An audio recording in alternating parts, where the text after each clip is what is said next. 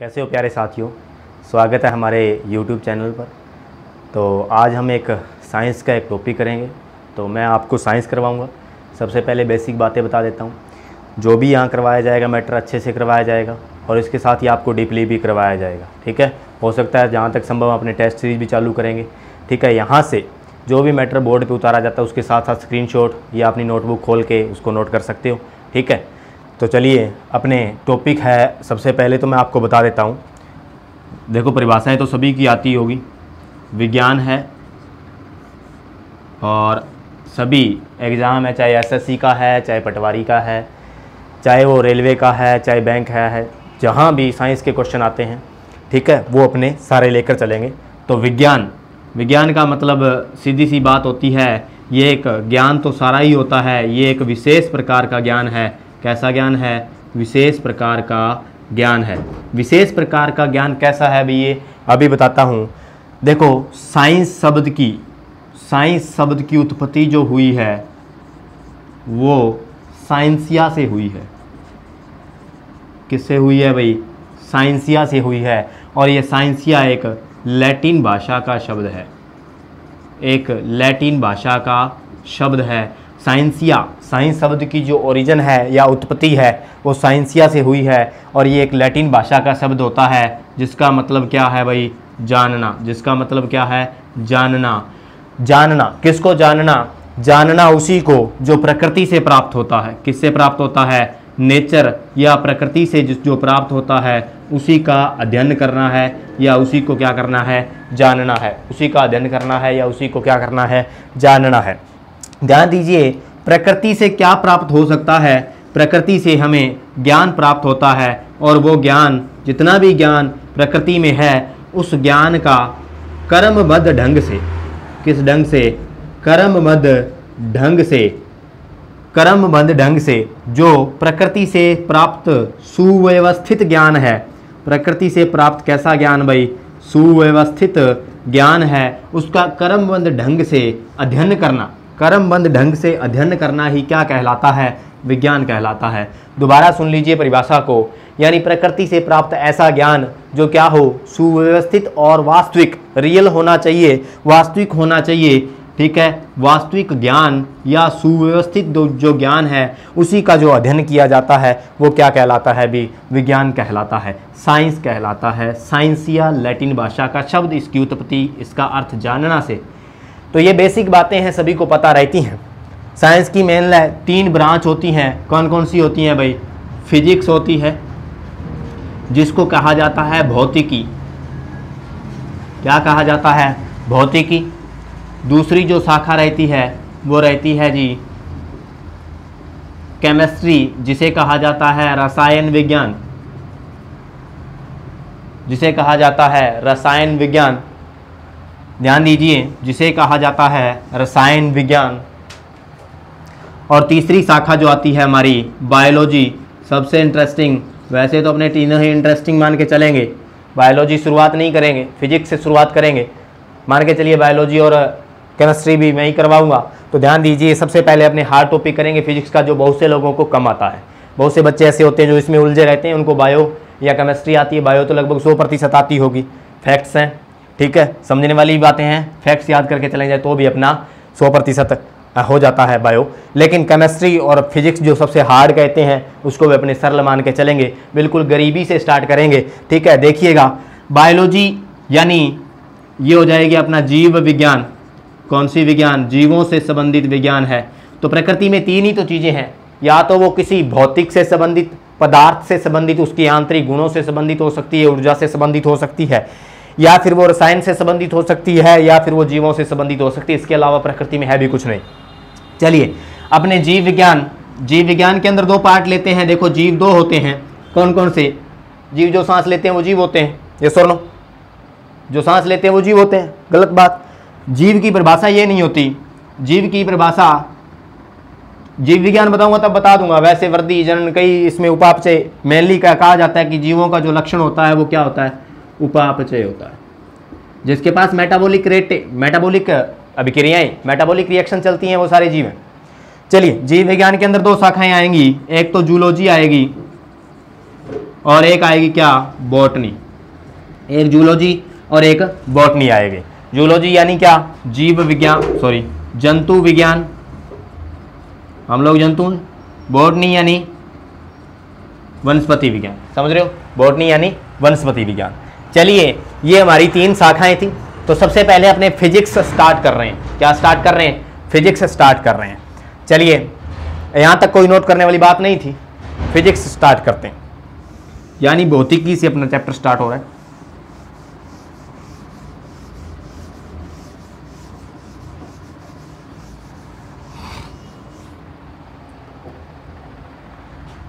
हाँ जी,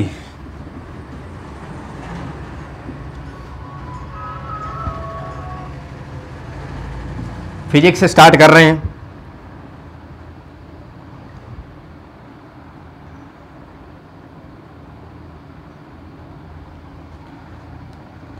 फिजिक्स यानी भौतिक विज्ञान।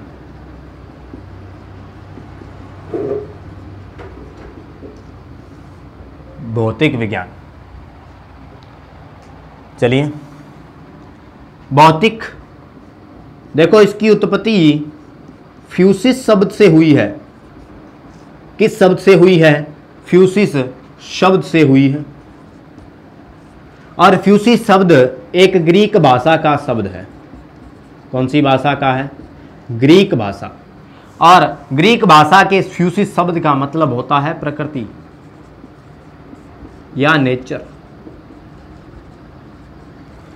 इसका मतलब प्रकृति या नेचर से। भौतिक विज्ञान सबसे बेसिक जो टॉपिक रहता है भौतिक विज्ञान का वो रहेगा मात्रक और विमाएं। सबसे इंपॉर्टेंट और सबसे अच्छा टॉपिक मात्रक और विमाएं। देखिए मात्रक और विमाओं में चाहे आप फिजिक्स का कोई सा भी टॉपिक उठा लो, वहाँ पे आपको मात्रक जरूर देखने को मिलेगा और विमा भी जरूर देखने को मिलेगा। फिजिक्स का कोई भी टॉपिक उसमें मात्रक जरूर होगा, इसलिए सबसे बेसिक टॉपिक अपना जो रहेगा वो मात्रक और विमा रहेगा। चलिए स्टार्ट करते हैं। सबसे पहले फिजिक्स का हेडिंग डाल लीजिएगा, मात्रक और विमाएं।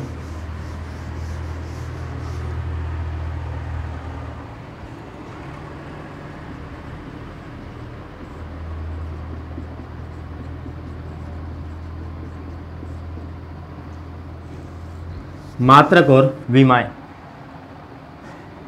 इंग्लिश वाले प्राणी,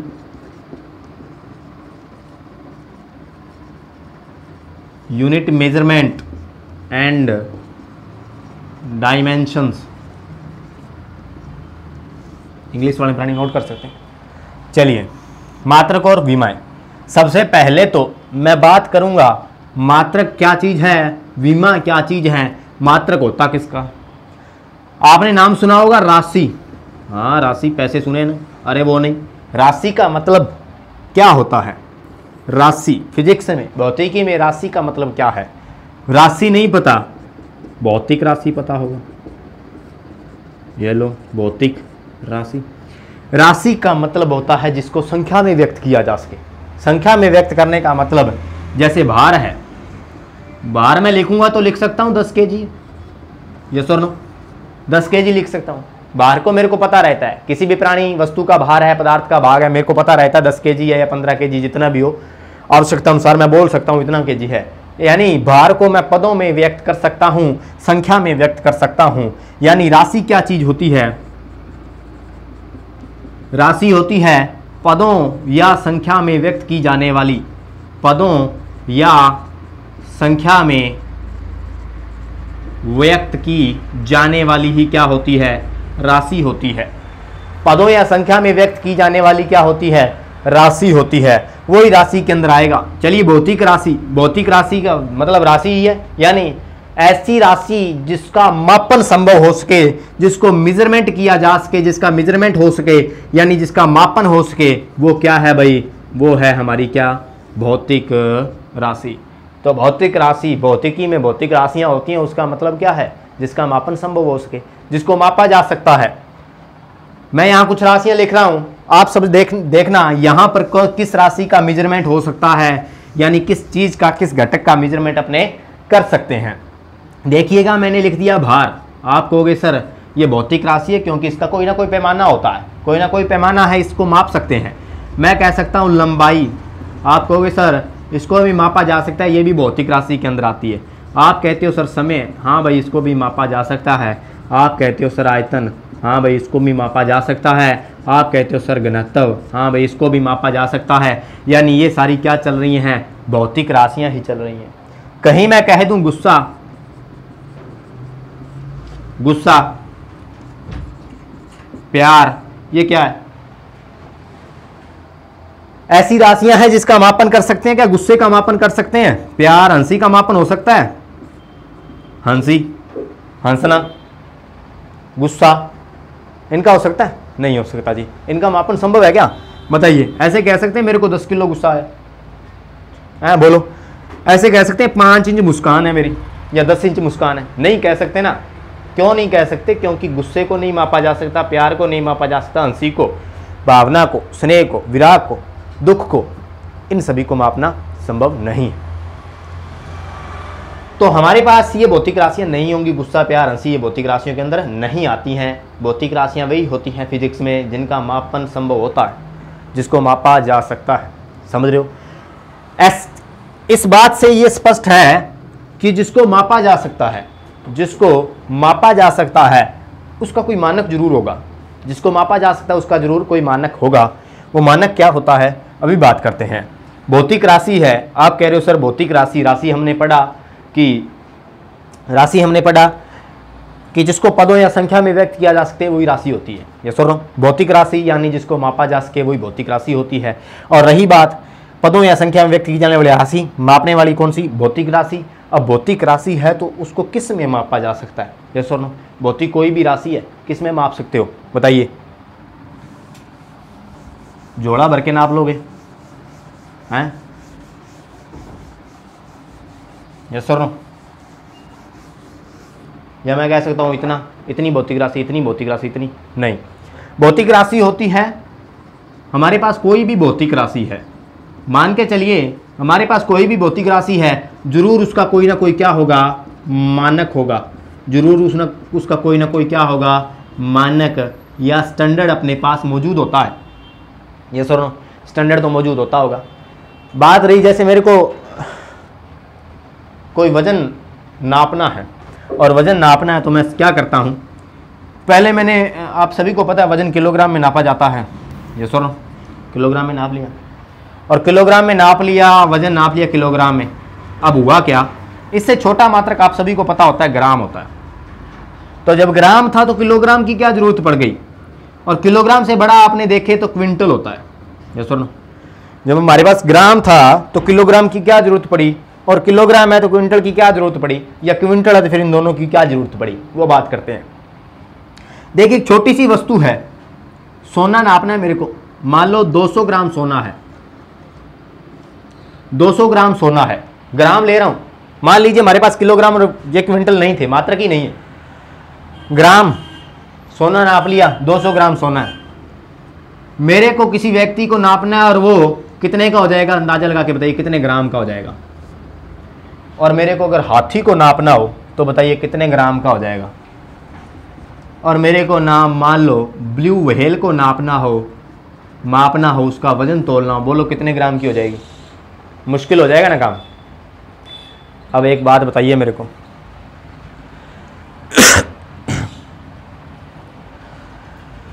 अब ब्लू व्हेल को नापना है, उसका ग्राम में तो बहुत ज्यादा आंकड़ा हो जाएगा ना, इसलिए ग्राम को कन्वर्ट कर दिया केजी में, यानी ग्राम से एक केजी बन गया, और केजी से क्या बना देंगे, क्विंटल बना देंगे। केजी से क्या बना देंगे, क्विंटल। यानी ब्लू व्हेल को नापना हो तो क्विंटल, टन उसका यूज करने लगे, समझ रहे हो? और ब्लू व्हेल हाथी को इस टाइप से अपने ग्राम में मात्रकों में क्या करते रहते हैं, परिवर्तन। तो एक मानक मान लिया, यानी मानक क्या होता है, माना गया है कि इसका भौतिक राशि का कोई ना कोई मापक योग्य होगा, यानी मापन करेंगे तो इसका कोई मानक मान लेंगे, ग्राम है, किलोग्राम है, इस टाइप से। तो ध्यान रखिए, मात्रक, सबसे पहले भौतिक राशि के बारे में पता चला, राशि के बारे में पता चला, और इन राशियों या भौतिक राशियों को मापने के लिए जो दिया जाता है वो क्या होता है, मात्रक होता है। क्या होता है भी, मात्रक होता है। और मात्रक की परिभाषा अगर मैं लिखूं तो आप सभी को पता चल गया होगा कि सर मापने योग्य वस्तुओं के, मापने योग्य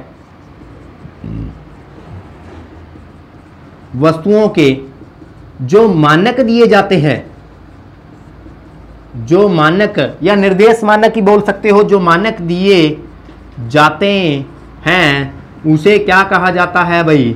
उसे मात्रक कहा जाता है। उसे मात्रक कहा जाता है।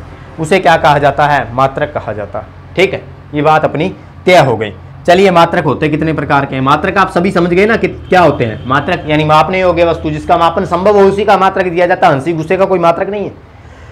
चलिए बात करते हैं मात्रक की। तो सबसे पहले मैं लिख देता हूं, एक तो होता है मूल मात्रक और एक होता है व्युत्पन्न मात्रक। मात्रक दो प्रकार के होते हैं जी, एक मूल मात्रक और एक होता है व्युत्पन्न मात्रक। मूल मात्रक की अगर परिभाषा बताऊं आपको, तो मूल मात्रक के बारे में मैं ये कह सकता हूं जो बिल्कुल स्वतंत्र होते हैं भाई।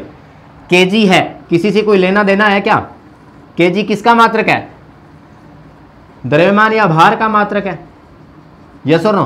द्रव्यमान या भार का मात्रक क्या है? केजी। इसका किसी के साथ कोई लेना देना है? नहीं है, बिल्कुल स्वतंत्र मात्रक है।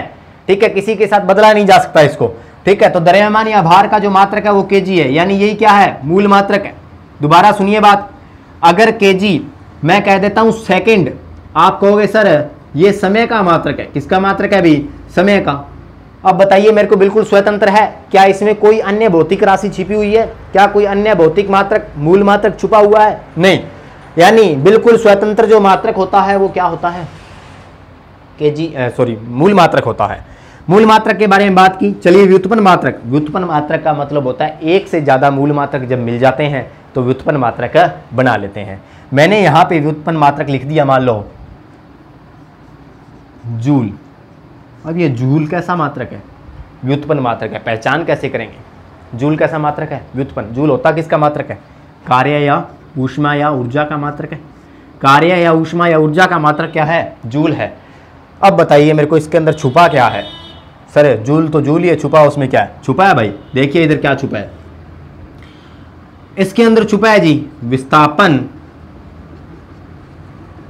बल इंटू विस्थापन या विस्थापन इंटू बल। यानी मैं लिख सकता हूं दूरी इंटू बल।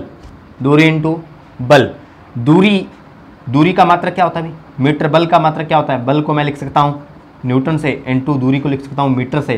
तो हमारे पास newton into meter, newton into meter आ गया। कि क्या बन गया? इस न्यूटन इंटू मीटर को क्या बोल देते हैं भाई? जूल बोल देते हैं। यहां से बात थोड़ी गोल हो गई मेरे को लग रहा है आपकी। दोबारा देखें क्या चल रहा है।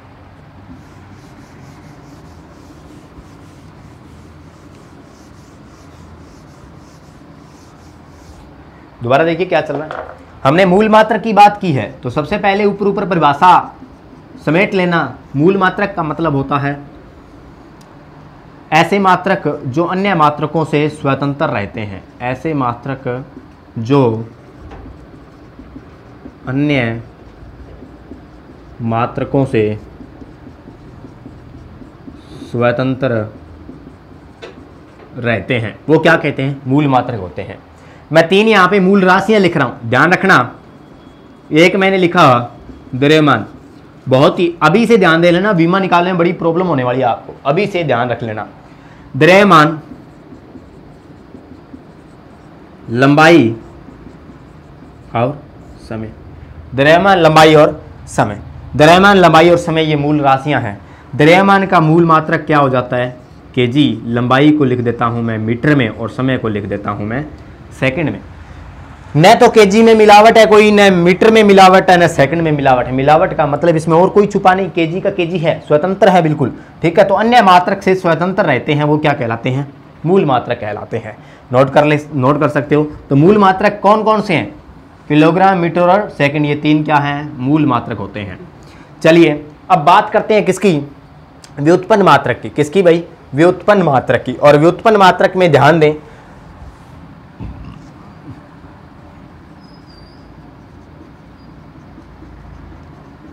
जो व्युत्पन्न मात्रक है ये क्या चीज है?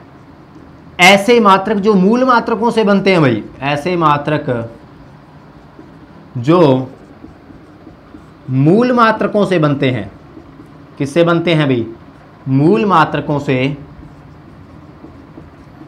बनते हैं वो क्या कहलाते हैं? व्युत्पन्न कहलाते हैं। मूल मात्रक का मतलब मैंने अभी आगे चल के बताऊंगा।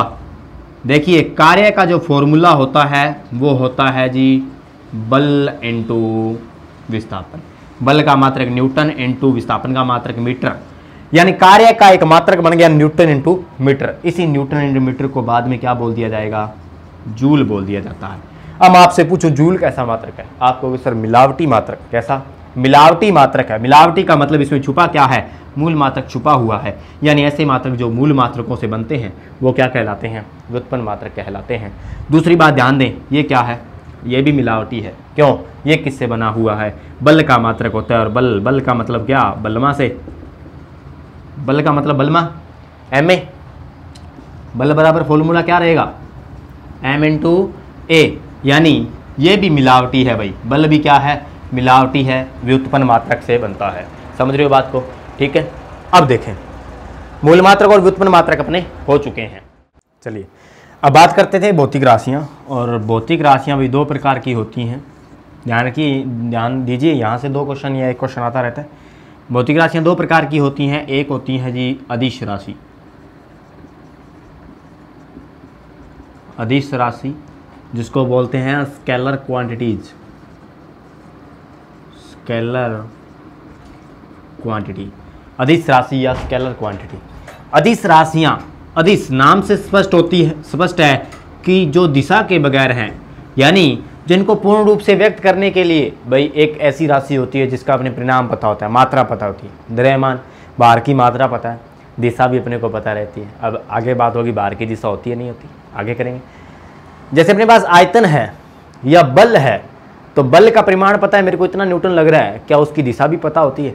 अगर उसको पूर्ण रूप से व्यक्त करना हो तो आप बताइए मेरे को, अगर बल को पूर्ण रूप से व्यक्त करना हो तो आप कहोगे सर बल को पूर्ण रूप से व्यक्त करने के लिए एक तो हमारे को चाहिए उसकी मात्रा कितनी है, भी इतना न्यूटन लग रहा है या उतना न्यूटन लग रहा है, एक वो किस दिशा में लग रहा है। जब ये दिशा वाली बात आ जाती है तो वो राशि कैसी हो जाती है? सदिश हो जाती है। उसी टाइप से अदिश राशियाँ का मतलब क्या होता है? अदिश राशियाँ वो राशियाँ होती हैं जिनको पूर्ण रूप से व्यक्त करने के लिए, जिनको पूर्ण रूप से व्यक्त करने के लिए केवल परिमाण की आवश्यकता होती है। परिमाण या मात्रा की आवश्यकता होती है, मैं कह सकता हूं केवल परिमाण की आवश्यकता होती है। वो राशियां कैसी होती हैं? स्केलर होती हैं। केवल परिमाण हो, केवल परिमाण हो भाई। इधर देखिए, दूरी बता देता हूं, यहां से इतनी दूरी है, दिल्ली से मुंबई कितनी दूरी है, दिशा की मेरे को कोई जरूरत नहीं। दूरी, चाल, अब ये चाल अदिश राशि है। चाल, किसी की चाल इतनी है 18 किलोमीटर प्रति आवर, ये चाल है, दिशा की कोई जरूरी नहीं है। चाल, दूरी, तापमान, तापमान की कोई दिशा होती है क्या बताइए? तापमान कोई दिशा, ऐसा थोड़ी कहता हूँ आज का टेम्परेचर 10 डिग्री सेल्सियस उत्तर की तरफ है, ऐसा नहीं कह सकता। ठीक है। समय, समय कह सकता हूँ क्या? समय बता दूँ 10 घंटे पड़े हैं दक्षिण दिशा में, ये सुनो नहीं कह सकता। दिशा तो बतानी नहीं मेरे को, दिशा की जरूरत नहीं है समय को व्यक्त करने के लिए। दूरी को व्यक्त करने के लिए दिशा की जरूरत नहीं है। ये सभी जो राशियां हैं इनको व्यक्त करने के लिए किसकी जरूरत नहीं है? दिशा की जरूरी नहीं होती है भाई। ठीक है। तो दूरी, समय, चाल, तापमान नोट कीजिए। आगे अदिश राशियों में और लिख लीजिए, क्षेत्रफल, आयतन, घनत्व, क्षेत्रफल, आयतन, घनत्व, विस्कोसिटी, श्यानता, ये श्यानता वगैरह आगे पढ़ेंगे। आयतन, घनत्व सब बेसिक से समझाऊंगा गरीबी से। ठीक है, टेंशन नहीं लेने का। श्यानता अदिश राशि। ठीक है। अब देखें, ये तो थी अदिश राशियां। अब बात करते हैं सदिश राशियों की। वेक्टर क्वांटिटी कौन सी होती है?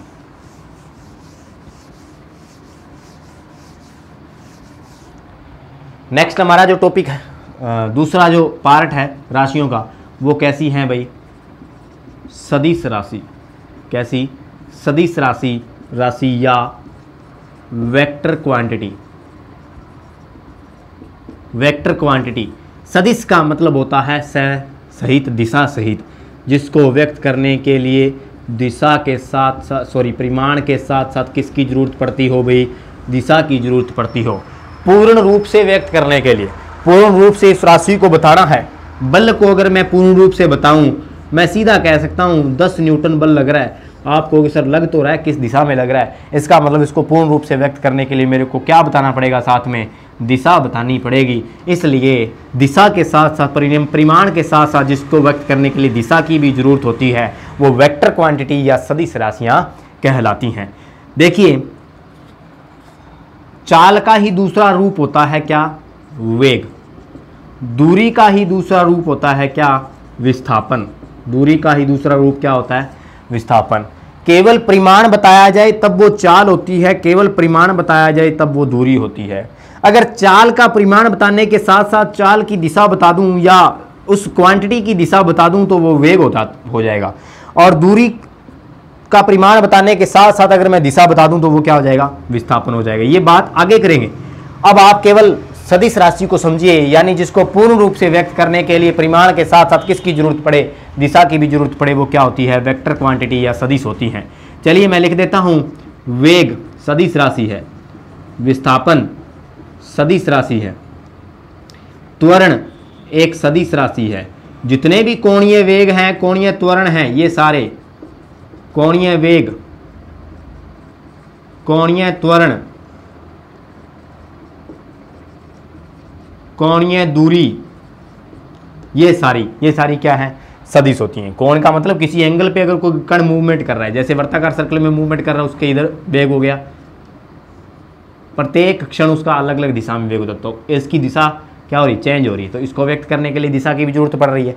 इसका मतलब वो क्या हो जाएगी, सदिश हो जाएगी। वेग है, विस्थापन है, त्वरण है, बल है, बल है। एक बहुत ही अच्छी बात, भार। ये क्या कह दिया सर, भार कहाँ जरूरत पड़ती है भार बताने के लिए? भार बताता हूँ, किसी का 10 kg है, 10 kg है, और जितने भी प्रकृति में निवास कर रहे हैं मानव जंतु या कुछ भी है, उसका भार कहाँ होता है, नीचे की तरफ होता है हमेशा। क्या होता है, नीचे की तरफ। वो अलग बात है कि हम लिफ्ट में जा रहे हैं और लिफ्ट अचानक से ऊपर से बेल्ट टूट जाए लिफ्ट का, तो क्या भार किधर जाएगा, वो अलग बात है। लेकिन हम पृथ्वी पर हैं तो गुरुत्वाकर्षण के कारण हमारा जो भार होता है वो कहाँ है, नीचे की तरफ लगता रहता है हमेशा। भार कहाँ होता है, गुरुत्वाकर्षण के द्वारा नीचे की तरफ भार लगता रहता है, इस टाइप से। ये आगे करेंगे बात, सारी समझा दूंगा बेसिकली। तो भार नीचे की तरफ दिखाया जाता है। अब ये भार नीचे की तरफ, चलिए भार को व्यक्त करने के लिए क्या दिशा की जरूरत पड़ती है, ठीक है। अब चलिए, कई बार ऐसा होता है ना, लिफ्ट में जा रहे हैं और लिफ्ट में जा रहे हैं, ये लिफ्ट में नन्ना मुन्ना खड़ा है। अब ये लिफ्ट में जा रहे हैं, मान लो अचानक लिफ्ट नीचे की तरफ गति करने लग जाए, स्पीडली जब गति करने लग जाए तो उस व्यक्ति को क्या लगेगा, जैसे मेरा भार है ही नहीं। उस समय भार क्या होता है, संतुलित अवस्था में आ जाता है। मान लो लिफ्ट का बेल्ट ही टूट जाए ऊपर से और लिफ्ट स्वतंत्रता पूर्वक नीचे गिरने लग जाए, तब ये बालक नन्ना मुन्ना छप्पर पार के बाहर आ जाएगा ऊपर से। ये सुनो क्यों आ जाएगा, क्योंकि भारहीनता की स्थिति बढ़ जाती है, गुरुत्वाकर्षण नहीं लगता और ऊपर की तरफ अपने निकल आते हैं, ठीक है। उस स्थिति में क्या होता है, भार की दिशा भी बदल सकती है, तो इसका मतलब भार की कोई ना कोई दिशा होती हुई। तो ये सदिश और अदिश राशियां आपने पढ़ी। अब सिंपल सा एक क्वेश्चन आपके सामने, विद्युत धारा कौन सी दिशा है, कौन सी राशि है, सॉरी, विद्युत धारा। विद्युत धारा आपने सुनी होगी ना, विद्युत धारा, बोलो। इसको व्यक्त करने के लिए परिमाण तो होगा ही होगा, पूर्ण रूप से व्यक्त करने के लिए दिशा होती है या नहीं होती, वो मेरे को बताओ। विद्युत धारा की दिशा होती है नहीं होती? लगभग 99% लोग ये मानते हैं कि विद्युत धारा की दिशा होती है, दिशा होती है, लेकिन सदिश राशि नहीं होती। दिशा होने के बावजूद भी विद्युत धारा कैसी राशि नहीं है, सदिश राशि नहीं है। इंपॉर्टेंट भाई, सदिश राशि नहीं है, ये कैसी राशि है, अदिश राशि होती। कैसी राशि होती है, अदिश राशि होती है। ऐसा क्यों होता है वो सुनिए। किसी सर्किट में धारा है, मान लो ये सर्किट है, इसमें धारा इधर जा रही है और एक धारा मान लो इधर चली गई ऊपर की तरफ, ठीक है। अब एक बात बताइए मेरे को, धारा की दिशा है, इसका मतलब धारा क्या होनी चाहिए, सदिश राशि होती है। धारा कैसी होती है, सदिश राशि होती है। नहीं होती, धारा की दिशा है लेकिन सदिश राशि नहीं होती। सदिश राशि होने के लिए केवल दिशा का होना अनिवार्य नहीं होता। सदिश राशि के होने के लिए बहुत सारे नियम हैं। सदिश योग होना चाहिए उनका, सदिश गुणन होना चाहिए, ऐसे बहुत सारे नियम हैं। तो बताइए मेरे को, धारा की दिशा होती है लेकिन फिर भी ये अदिश राशि है, उसका रीजन क्या है? सुनिए बात, धारा की दिशा होने के बावजूद भी वह सदिश राशि नहीं होती, अदिश होती है। उसका रीजन ये है कि धारा का योगफल जो होता है वो सदिश नियम के अनुसार नहीं होता। बहुत इंपॉर्टेंट बात, धारा का योगफल सदिश नियम के अनुसार नहीं होता। सदिश नियम के अनुसार कैसे होता है? एक वस्तु है, एक लड़का इधर की तरफ खींच रहा है F1 लगा के, एक लड़का इधर की तरफ खींच रहा है F2 लगाकर, ठीक है। अब देखिए वस्तु किधर जाएगी, इस लड़के के पास जाएगी या इस लड़के के पास जाएगी? वो बताइए मेरे को, किधर जाएगी वस्तु? वस्तु जाएगी बीचों बीच, यानी इसका परिणामी बल इधर लगेगा और इसका परिणामी बल इधर लगेगा, तो वस्तु इस एंगल की तरफ जाएगी। यानी बल परिणामी कहाँ लगा? इस एंगल की तरफ लगा। उसी प्रकार यानी बल सदिश है, इस वजह से उसका योगफल कहाँ आ गया? परिणामी बीच में आ गया। अब मेरे को बताइए, धारा I इधर है और इधर I2 है, बताइए धारा क्या ऐसे बीचों बीच चली जाएगी क्या? अरे बीचों बीच चली जाएगी, रिजल्टेंट नहीं जाएगी। इसका मतलब धारा का जो योगफल होता है वो सदिश नियम के अनुसार नहीं होता, इसलिए धारा कैसी राशि है? अदिश राशि होती है। ये अपना सदिश और अदिश राशियां हुई कंप्लीट। नेक्स्ट अपनी बात करेंगे क्या? नेक्स्ट अपने जो बात करेंगे वो मात्रक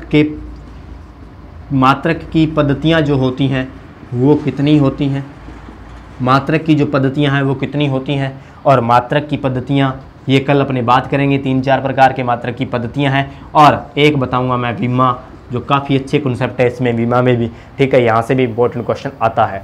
तो ये बहुत ही बेसिकली और गरीबी वाला टॉपिक है, इसको अच्छे से पढ़ना है तभी जाके समझ में आएगा। पूरी फिजिक्स का आधार यही बनाएगा। तो सबसे पहले आपको मात्रक और विमाएं आनी चाहिए, ठीक है। धन्यवाद, ठीक है। कोई गलती हो तो कमेंट में लिख दीजिएगा।